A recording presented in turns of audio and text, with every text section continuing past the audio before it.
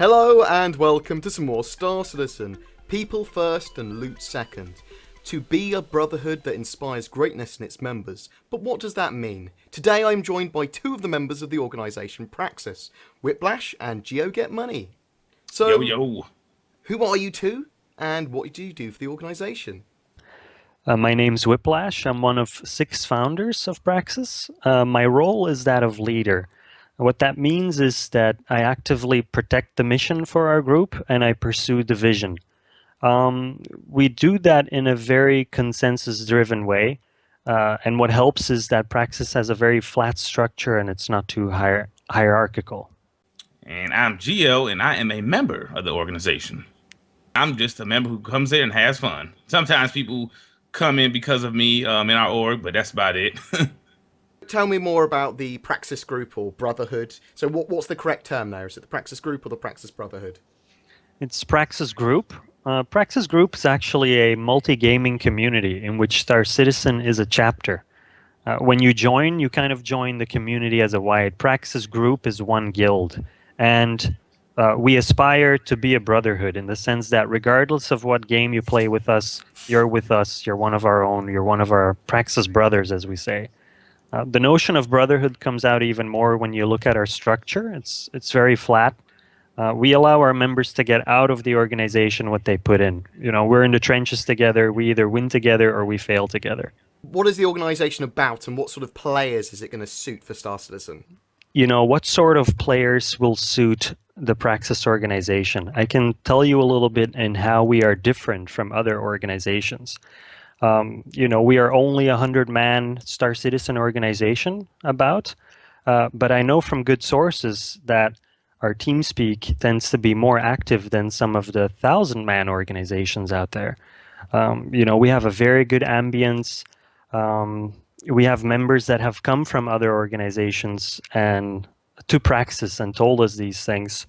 Also, from my perspective, when I look at the obvious choices that are out there, different organizations and things like that, it seems to me that other corps seem to be very focused on setting up command structures and departments and having people commit to roles.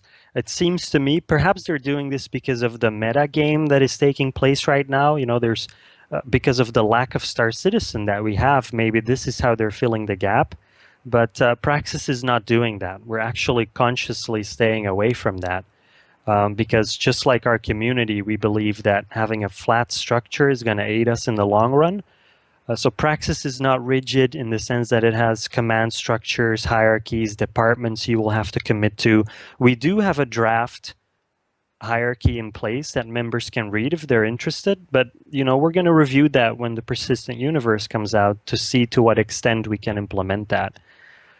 I see the game very much from the perspective of it's a multiplayer game like any other. At the end of the day, we have a large group of people that need to be organized, and you're going to be doing that around events. So you're going to be organizing events, and there's roles that need to be filled. And tomorrow, somebody can connect, and the other day they can't because real life comes in. And I think that's the problem that needs to be tackled, and our system will be tackling that problem. I want something that outlives the games that we play. You know, there's so many organizations that maybe even you board that we've been a part of in the past. You know, you join an organization or a guild for World of Warcraft. World of Warcraft dies out, or the interest for you in that game dies out, and there's really no alternative for you to stay in contact with that organization.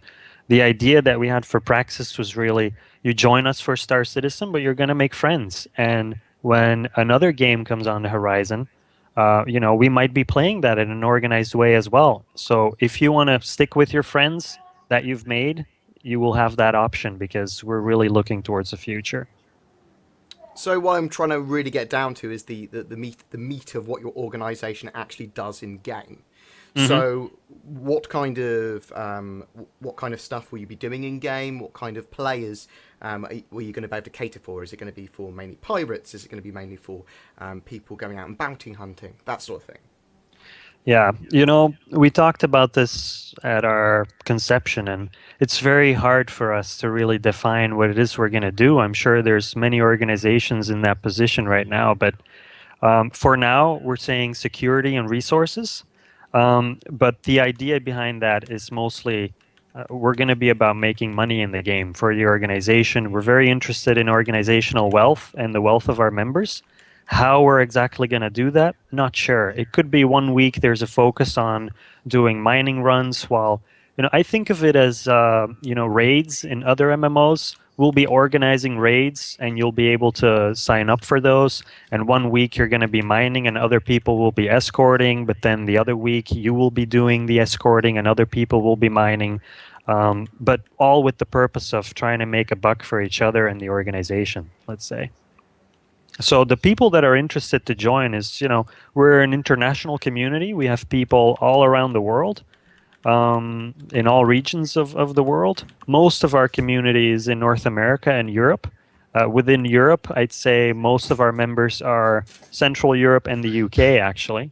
Got a few Scandinavians also. So anybody who's looking for something that goes around the globe is welcome in our organization. You have to be 18 plus to join, though. Okay. Yes, it's definitely about the money, because right now it's hard to tell in game what's going to really pop off, because it could be 1 week in the economy in the game, mine is doing real good. Then next week, oh yeah, trading runs are really doing good this week. So it's hard to tell right now, but we're definitely about getting money in the org. So if the Praxis group had a Dungeons and Dragons alignment, what would it be? I'm torn between true neutral and chaotic neutral. It's a cliche answer, but the evidence so far suggests that's what we are. Okay. Yeah, definitely. Want to do that again? Chaotic neutral, the choice of madmen. Do you agree with that, Gio? What do you think? You know what? I would definitely agree with that. That sounds about right, especially with our group. Yeah.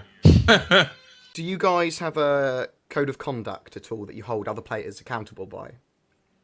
Yes, you do have to be 18 and older to join Praxis, and the reason why we do that, you know how I talk board. We got a lot of guys who talk just like me, so we wouldn't want anyone, parents, if they're like, oh yeah, these guys are too old. It's like bar talk almost. That's how I'd probably say it. So we want to keep that level 18 and older. Mm-hmm. And the other way too, we have parents in our organization, and they don't want to feel like they're in an organization with their own kids. So yeah, at our launch, when we founded Praxis, 18 plus was something we were very in tune with. The rest of our code of conduct is very standard issue. We encourage all forms of PvP, but not griefing or team killing. We also expect our members to follow terms of use of games that we play in. Like for example, there's some games that will have a policy where you can't use bots, for example. Then we will aspire to follow those same terms of use. Do you guys allow affiliates in your organization? You have to have Praxis as your main organization, but you can be affiliated to anybody you like. And you're a growing international org, so do you actually cater for multiple languages and time zones? And if so, which? Everyone is pretty much welcome to the Brotherhood. As long as you can speak English, you're down. So English is a must as a main language. Yes. Yeah, we communicate on TeamSpeak and the forums all in English. All in all, we have a little over 100 active members, and I can say that for sure because we keep good track of these metrics. We got guys, we got girls. Most of our very active members are in North America and the EU. And as you know, all languages of the European Union are involved. It's not like it's not allowed not to speak English, but when things are happening, we all speak English. But you will find pockets of people, the Swedes will talk Swedish with each other, the Belgians will talk Dutch with each other, etc. If it doesn't bother anybody else, but as soon as somebody joins up that speaks a different language, everybody just switches to English like it's normal, Is there anything else that players can join in now with? You talked about having active members, having a TeamSpeak forum, and TeamSpeak and forums, in fact. So is there any other regular gaming sessions or meetups or anything like that as well? Yeah, well, a few of our members that are in Europe met up for CitizenCon. Most of them were from the UK because it was convenient, but we had someone from Sweden go over for that. They all met each other, stayed in the same hotel. It was very fun. Um, and in Praxis, yeah, on our TeamSpeak, I think it's been many, many months since that TeamSpeak was empty 24/7. So there's always somebody playing something. It might not be Star Citizen all the time, but all the games that are recent flavor of the month type of stuff we will play. We also play EVE Online in a very structured way, and Star Wars: The Old Republic also to an extent. But even Guild Wars or Grand Theft Auto, when it came out, you will find pockets of people playing that stuff. So there's always something to do. Yeah, World of Warships. Hell, me, I've been Rocket League heavy. I cannot stop playing that for whatever reason. I've been trying, but that's a few of us are really playing that too. So we got a little something for everybody if you come. So just a really active gaming community in general. Oh yeah, Yeah. gamers to the core. When it comes to Star Citizen, our combined backing power amongst our members is about $65,000. So you can say that we're diehards. Oh yeah. That said, we don't play the game too often, too far. So far, a lot of our members, it seems like they're savoring the meal to come. Some of us feel the game's not there yet, but as an organization, I can say we aim to start doing things in an organized structure, maybe with Alpha 2.0. Let's see how that goes. Yeah, you could tell that a lot of Kool-Aid's been drunk in our org. If you haven't noticed. Can you tell me some more about yourselves? What do you see yourselves doing in the verse? Let me see. Me in the verse, man. Right now it's so tough. I know first thing it may be trading because in Arc Age that's all I did. That's what kept me in that game was trading. I just had so much fun going back and forth in my boat, going out and dodging pirates. So it most likely it'll probably be a trading for me and growing my own food in the Endeavor than actually shipping it out in my hole. So I think that'll be it for me. If you put me on the spot, I'm gonna want to do everything. But if I look at the ships that I bought, I think I'm leaning more towards electronic warfare and the economy side of things. So with that in mind, what ships do you both personally have, and what is your favourite currently, or what you're most looking forward to? Um, I backed the game with the classic constellation. I still have it. I haven't switched to any of the variants, so I got the Andromeda. I have the Herald, the Starfarer, and the Saber that I just traded from a Hornet tracker. I also bought one of the Idris P capital ships that we have. Praxis has two. I bought one of them, and that's actually the ship I look forward to the most. I think that's obvious, such a beauty. Okay, for me, I have the Mustang Delta, Reclaimer, Herald, Carrick, um, the Aegis Vanguard, the whole B, whole C, Starfarer Gemini, Reliant Mini Hauler, the Retaliator, the Endeavor, the Glaive, and I think that's it. Oh, and the Saber. Vanguard? Was that Vanguard you mentioned? Was that the Harbinger you won? Yes. I should say it's one of them. I had that one, and I CCU'd it for the Endeavor. I had already had a Vanguard before that, so I CCU'd it for the Master set. All these ships. Look at all these ships. Yes, ships, Kool-Aid. Theo just keeps going. He's really, if we want to look at a ship, he's the person to go to. Yeah, in the forums, until I'm on the top of the forums for the most ships, that's why I'm gonna go like, you know what? Now it's getting bad. But right now, I'm not there yet. Board on our forums, we have a topic that somebody maintains, and it's the Praxis fleet thread. And every time you buy a ship, you would post in that, and we keep track of this in an Excel sheet and stuff like that. And every time a new ship comes out, Gio's melting something. Yeah, and I gotta go back and unmilk because right now I'm missing my Orion. I want to go back and get that. And I had a what was the transport one that you could fly people around in? The Genesis Starliner. Genesis, yes, I had one of those. I had to melt that. All those had to get melted for the Endeavor because that was cooler in my opinion than the other ships I had to melt. So, what modules or the game mechanics are you most looking forward to being added to Star Citizen? Mechanics. Well, they haven't really said much on the trading mechanics, but that will be up there, and then growing my own food and drugs and the farming aspect of it. That's I'm looking real forward to that. All about the drugs. All about the drugs, baby. For me, it's really the whole package that caused me to back the game. But I'm really curious as to how the economy is going to play out. You know, it's been really long since that original economy topic, and they've been really quiet about it since then. You know, I remember them talking about a board game that they were going to show, but they never ended showing. They never ended up showing that, did they? So I'm really eager to learn more about that. I think the economy is what's going to be a driving force for us to do things in the universe. So I'm really looking forward to more information on that. Yeah, I'm definitely curious on that too. It's been a while. We haven't heard anything about that. So I'm curious about your views on single player to multiplayer games. Would you have backed Star Citizen if it was just a single player game, or would you have backed it if it was just a multiplayer game, or are you happy that it's both?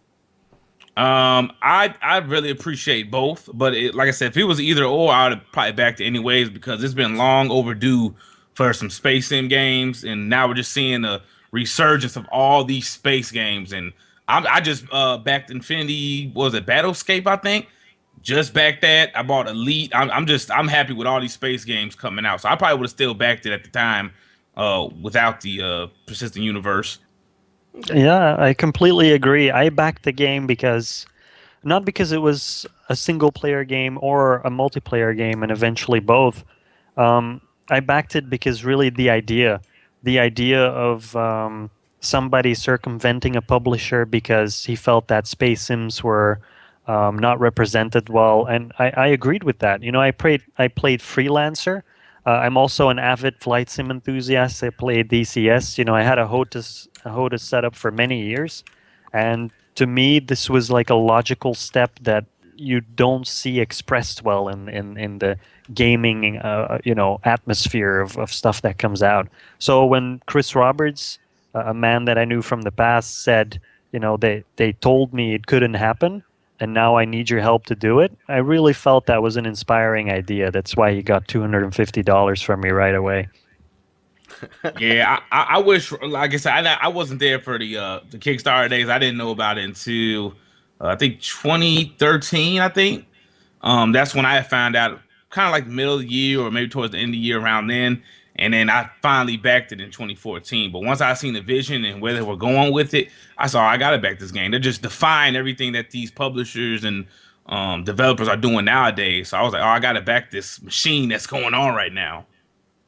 I backed them at 2 million. At 2 million, it wasn't too clear yet what the persistent universe was going to be. But once they announced that and they gave more details about that, I was really excited.